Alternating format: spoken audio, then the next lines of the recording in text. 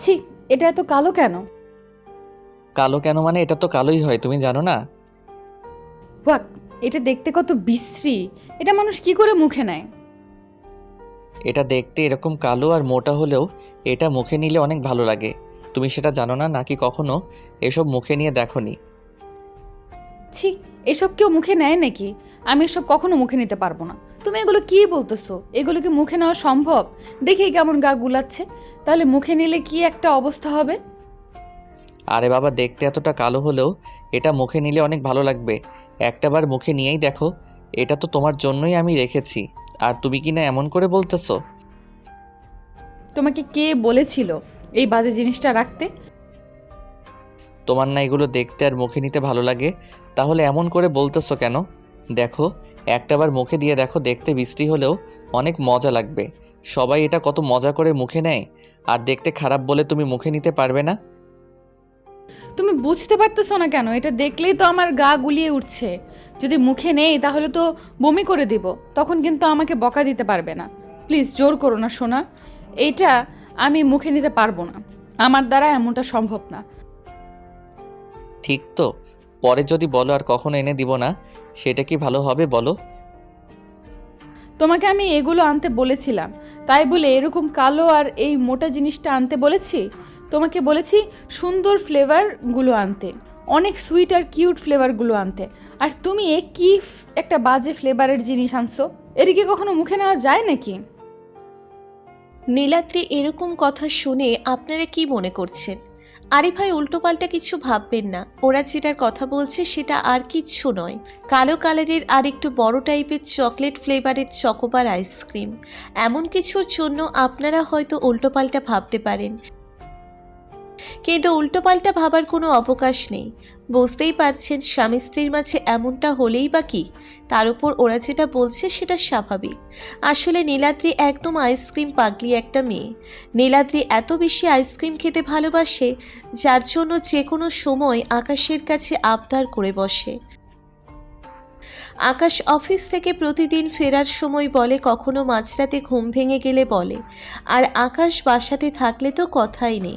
নীলাদ্রির জন্য আকাশ সব সময় বাসায় আইসক্রিম এনে রাখে। আর ওদের দুজনের মাঝে এই আইসক্রিম নিয়ে একটা কাহিনী আছে।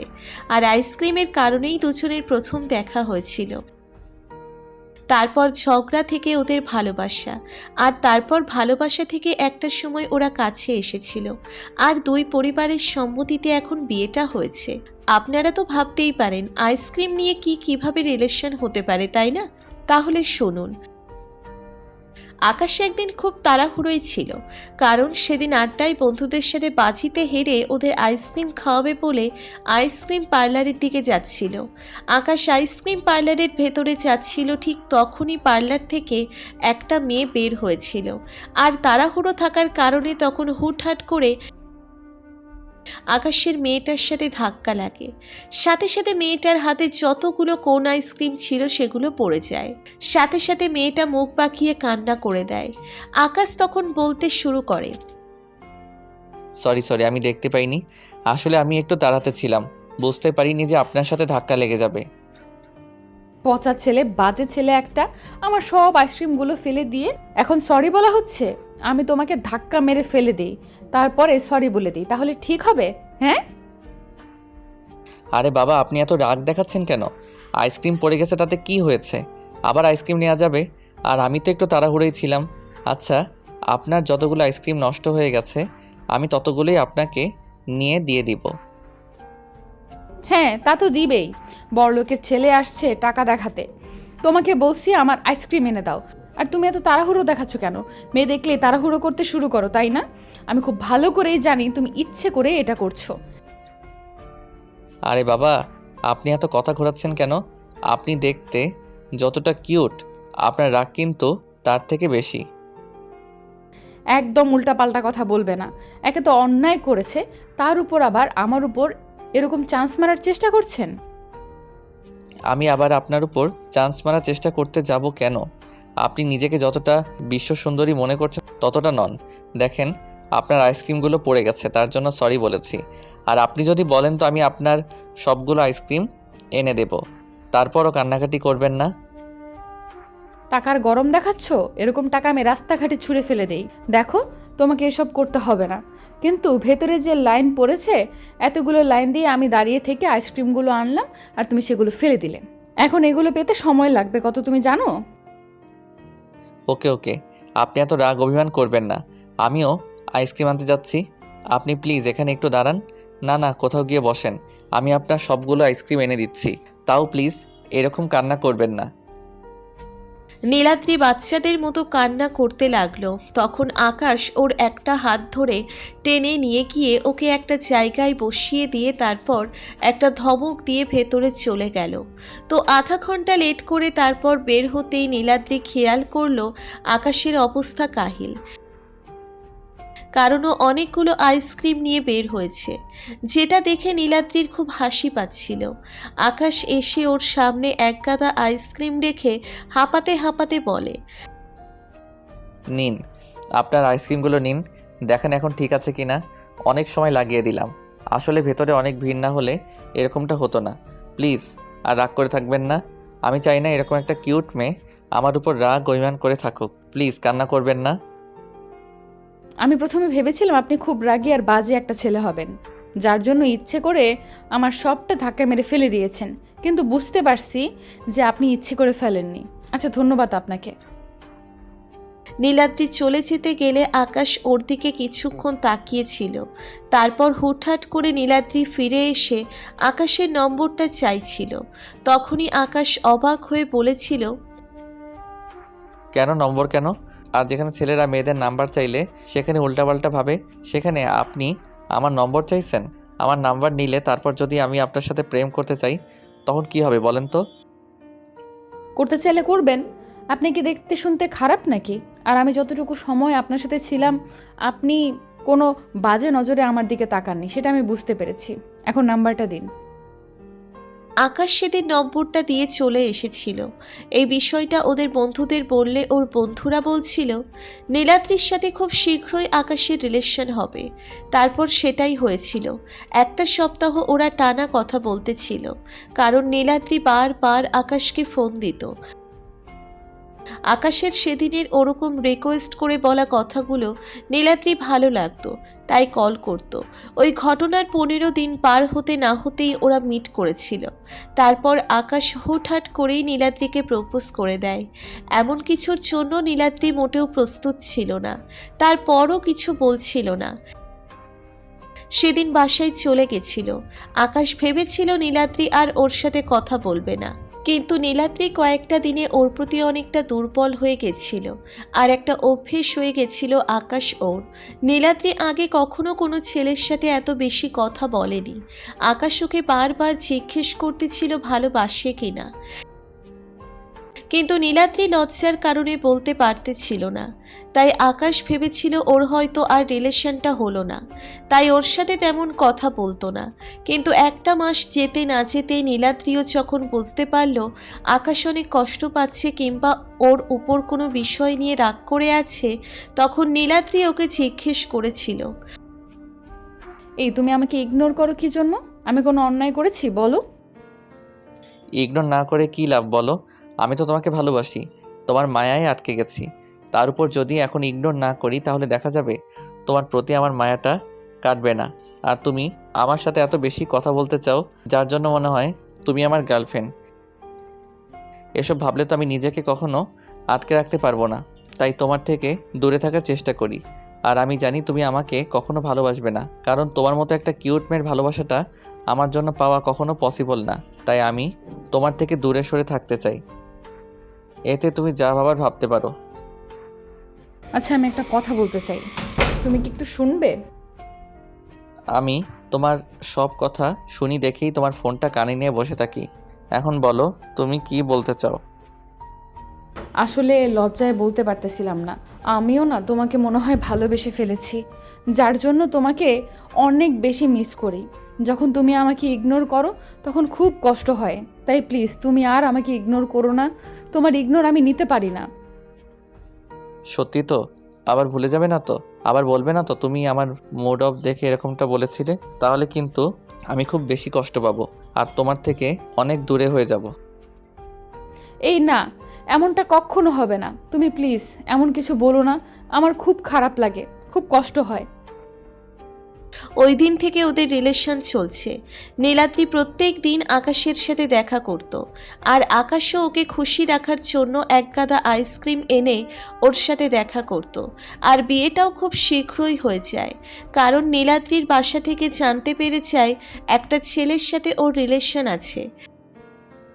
নীলাদ্রি আপু যখন জানতে পারে তখন রাগী চোখে ওর দিকে তাকাতেই নীলাদ্রি কান্না করে দিয়ে ওর আব্বুকে জড়িয়ে ধরে বলেছিল ও আকাশকে ভালোবাসে, ওকে ছাড়া থাকতে পারবে না, ওকে বিয়ে করতে চায়। এমন কিছুর জন্য আকাশ মোটেও প্রস্তুত ছিল না। নীলাদ্রির আব্বু সেদিন ওকে কিছু বলেছিল না।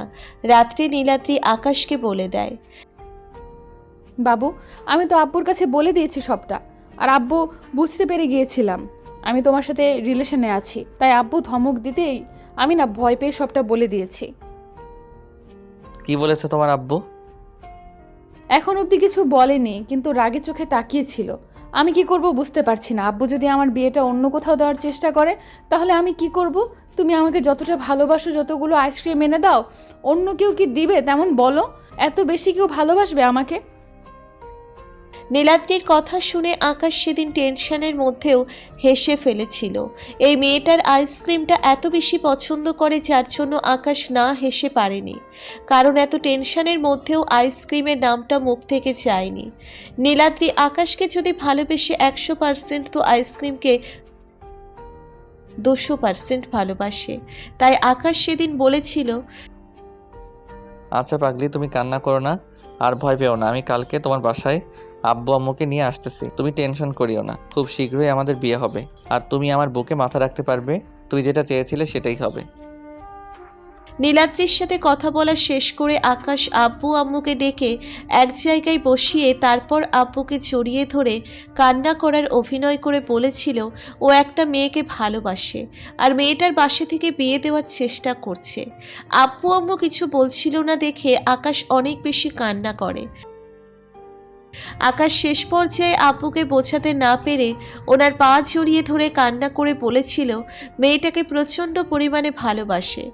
আব্বু একমাত্র ছেলের কান্না সহ্য করতে না পেরে সেদিন রাতেই নীলাদ্রির আব্বুর সম্পর্কে খোঁজখবর নেয়। জানতে পারে নীলাদ্রি অনেক ভালো ফ্যামিলির একটা মেয়ে আর অনেক ভদ্র সভ্য, যার জন্য আকাশের আব্বু সেই দিনই বলেছিল কালকেই ওরা নীলাদ্রির বাসায় যাবে। কথাগুলো বলতেই আকাশ অনেক হ্যাপি ছিল, তাই সারা রাত সেদিন নীলাদ্রির সাথে কথা বলে।